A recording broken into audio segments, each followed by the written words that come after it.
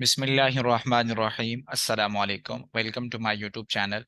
Respected viewers, 4 जून 2023 के national और इंटरनेशनल करंट अफेयर्स और हम लोग प्रिपरेशन कर रहे हैं federal investigation agency, Punjab public service commission, federal public service commission, NTS और इस तर्ज के तमाम competitive एग्जाम्स में जो करंट अफेयर्स का पोर्शन पूछा जाता है टेस्ट की सूरत में भी, और उसके साथ साथ इंटरव्यू में जो इसकी इंपॉर्टेंस है इस पोर्शन की, उससे आप बखूबी वाकिफ़ हैं कि जो इंटरव्यू होता है वो इस किस्म की वन पेपर जॉब्स की जो आपकी रिक्रूटमेंट होती है उसमें बहुत इंपॉर्टेंट किरदार अदा करता है।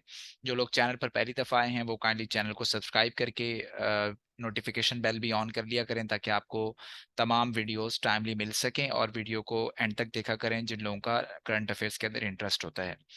Shalimar garden Lahore is handed over to. Shalimar garden Lahore में मुगलिया दौर की एक बहुत बड़ी निशानी है, एक बहुत बड़ा ये बाग है जो कि मुगलिया तर्ज तामीर की तरफ इशारा दिलवाता है।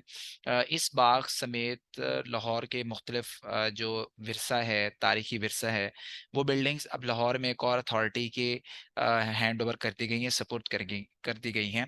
और ये जो अथॉरिटी है उसका नाम है वर्ल्ड सिटी लाहौर अथॉरिटी।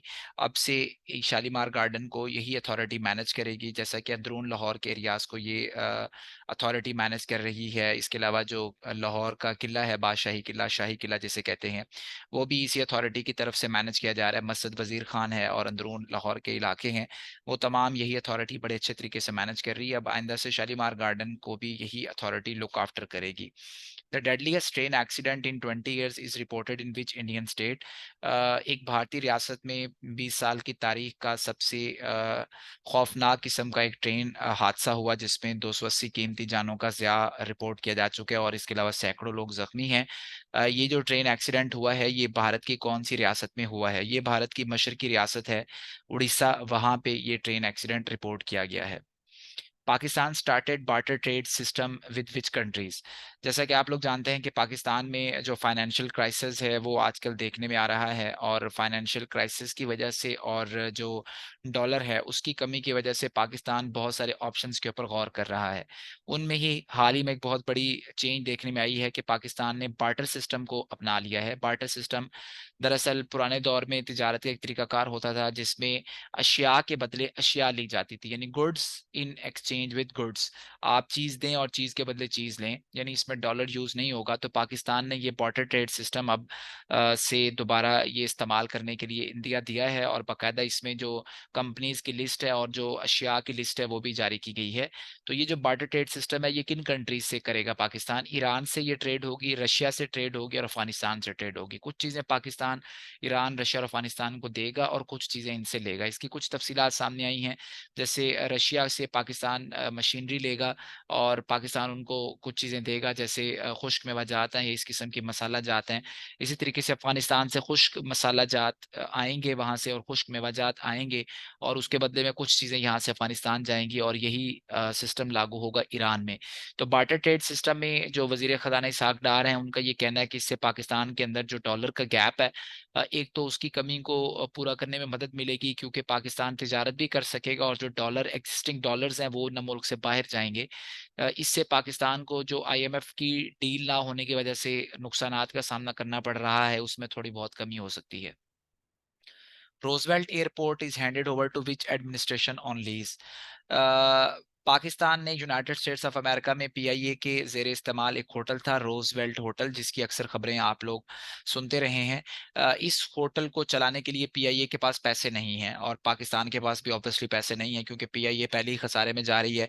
और आज ही जो वजीर हैं ख्वाजा साद रफीक, उन्होंने प्रेस कॉन्फ्रेंस भी की, और उस प्रेस कॉन्फ्रेंस में उन्होंने कहा कि पाकिस्तान को अपने बड़े जो एयरपोर्ट्स हैं, जिनके अंदर कराची एयरपोर्ट है, लाहौर एयरपोर्ट है और इस्लामाबाद एयरपोर्ट है, उनकी आउटसोर्सिंग करनी पड़ेगी और प्राइवेट सेक्टर को लेके आना पड़ेगा क्योंकि पीआईए ठीक ठाक लॉस के अंदर जा रहा है।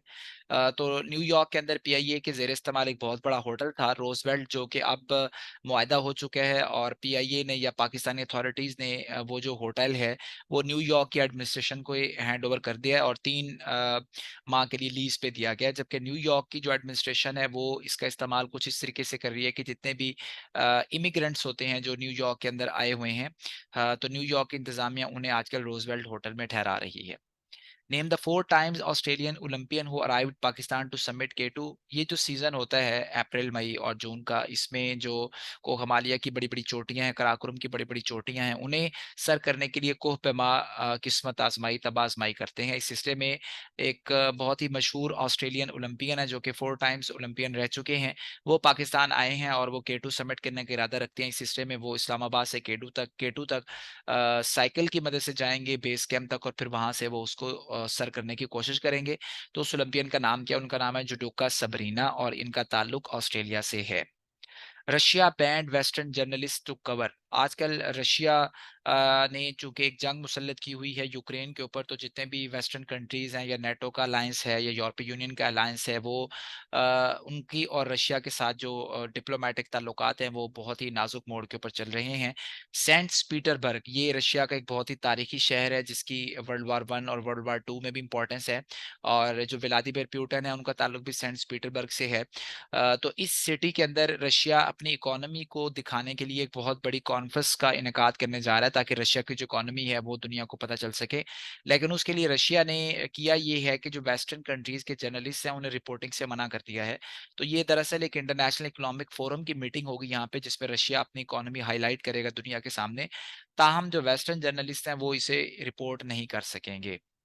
Name the US top official who secretly visited China last month. जैसा कि मैंने बारहा अपनी वीडियोस में बताया है, और आज पीएमएस जीके में भी ये क्वेश्चन आया हुआ था।